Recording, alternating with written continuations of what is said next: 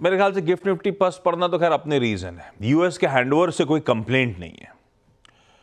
US का कल का सेशन आपकी स्क्रीन पर आएगा। Back to back second day हो गया। एक एक्सटेंडेड वीकेंड के बाद मंगलवार को सेशन रिज्यूम करा था यूएस ने। मंगलवार को आपको याद होगा 2/3 से 1.25% के गेन्स थे। नैस्डैक 1.25% गेन दिखा रहा था। और इवन कल के ट्रेडिंग सेशन में तीनों बेंचमार्क्स इन ग्रीन, 1/3 से 1.25% का फिर से उछाल था। फिर नैस्डैक 1.25% की गेन डिलीवर कर रहा था। तो यूएस मार्केट्स तो छुट्टी के बाद कह लीजिए या ट्रंप के इनॉग्रेशन के बाद, जिस तरह की पॉलिसीज डोल आउट हो रही है, जिस तरह की नॉइज एमिनेट हो रही है, इक्विटीज का रुझान तो फिर भी डिसेंट नजर आता है। एसएनपी अपने रिकॉर्ड उच्चतम स्तरों पर आके खड़ा हुआ है। नैस्डैक 26 दिसंबर के बाद पहली बार वापस 20,000 के स्तरों के ऊपर आके कामकाज कर रहा है। तो मोमेंटम तो बना हुआ है यूएस के बाजारों में। और पर यह दिक्कत यह है कि इससे थोड़ा सा आपको डीपर डिग करेंगे तो उस तरह का मजा नहीं आएगा, क्योंकि जो मोमेंटम आउट परफॉर्मेंस आ रहा है लार्जली नैस्डैक ड्रिवन है और लार्जली कुछ दिग्गज टेक्नोलॉजी स्टॉक्स ड्रिवन है, चाहे वो परसों हो चाहे इवन वो कल का ट्रेडिंग सेशन हो। मिसाल के तौर पे कल ये हैं वो दिग्गज टेक स्टॉक्स यूएस में जो बढ़िया आउट परफॉर्म करके गए। इसको हटाइए, इसके एक नीचे परत देखेंगे तो उस तरह का मूड मॉल है नहीं, लार्जली कंसोलिडेशन का मूड नजर आएगा। पस्त पड़ा हुआ है बाकी बाजार तो है हैंडओवर अच्छा, लेकिन लार्जली सिर्फ टेक्नोलॉजी स्टॉक्स वहां पे उस मोमेंटम को, उस तेजी को ड्राइव करने में मदद करते हुए। कुछ इंटरेस्टिंग स्टेटमेंट्स थे। जेपी मॉर्गन चेज, एक प्रोमिनेंट इन्वेस्टमेंट बैंक, उसके सीईओ जैमी डिमॉन साहब के बयान थे और इंटरेस्टिंग है इसीलिए मेंशन कर रहा हूं। वो कह रहे हैं यूएस मार्केट्स एलिवेटेड है, यानी कि काफी ऊपर कामकाज कर रहे हैं। तो इस तरह के कामकाज, इस तरह के वैल्यूएशन, इस तरह की प्राइसेस को जस्टिफाई करने के लिए आपको कुछ अच्छे आउटकम्स चाहिए होंगे। पर इनफैक्ट बाजार में इस समय कुछ निगेटिव्स हैं जो आपको सरप्राइज के तौर पे स्प्रिंग अप करते हुए नजर आएंगे। बेसिकली कॉशियस अंडरटोन है जैमी डिमॉन साहब की। अब ये कॉशन का अंडरटोन क्यों? एक, डेफिसिट स्पेंडिंग जो हो रही है ना सिर्फ यूएस में, ग्लोबली। दूसरा, इन्फ्लेशन का सरदर्द। क्या इन्फ्लेशन कूल ऑफ हो जाएगा यहां से? वो कह रहे हैं नॉट सो श्योर। और ये सच भी है। हमने पिछली बार के फेड बैठक से लेकर अब तक की तस्वीर देखी है यूएस में इन्फ्लेशन की। इंचअप हो रहा है और ट्रंप साहब की पॉलिसीज और ट्रंप साहब की धमकियां जिस तरफ जा रही हैं और इन्फ्लेशन पे लेकर अपसाइड रिस्क बनेंगे, ये सब जानते हैं। तीसरा, वो कह रहे हैं ग्लोबल वॉर्स। एक ट्रंप साहब के आते ही एंटिसिपेशन था कि ये वो सब रुक जाएगा, अभी तो ऐसा कुछ हुआ नहीं है।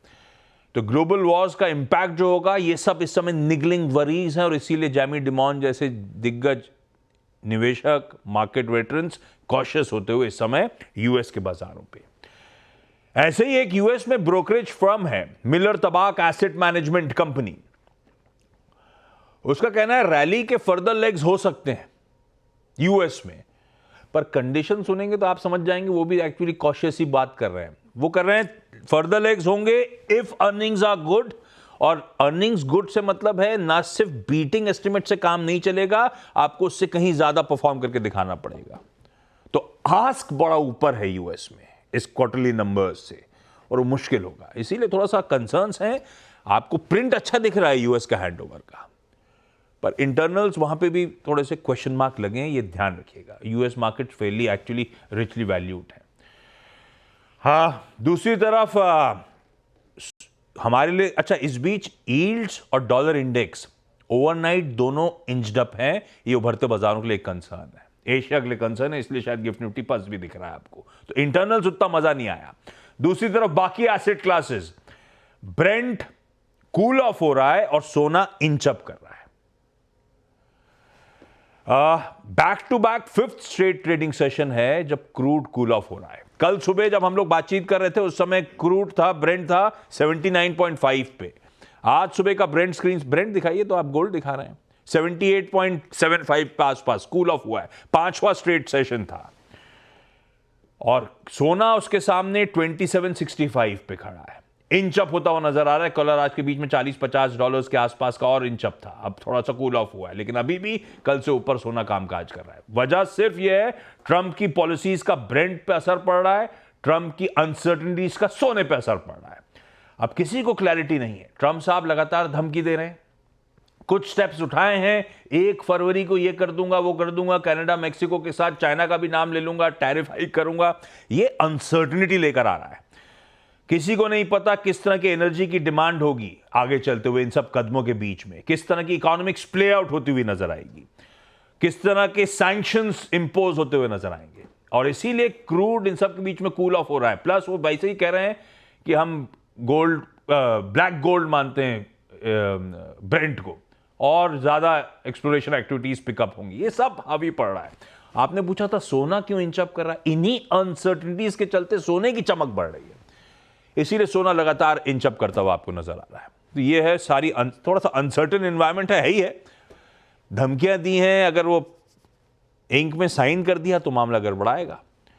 और ऊपर से यूएस का हैंडओवर दिखने में पॉजिटिव है वीरू, लेकिन इंटरनल्स उस तरह के इनकरेजिंग आपको नजर नहीं आएंगे। खैर, यह है ग्लोब का हैंडओवर अपने लिए, मिला जुला सा हैंडओवर है। मिला जुला इसीलिए क्योंकि प्रिंट अच्छा दिखता है, पर आप थोड़ा सा डिग डीपर पढ़ेंगे तो आपको थोड़े से कंसर्न्स अक्रॉस द बोर्ड नजर आएंगे।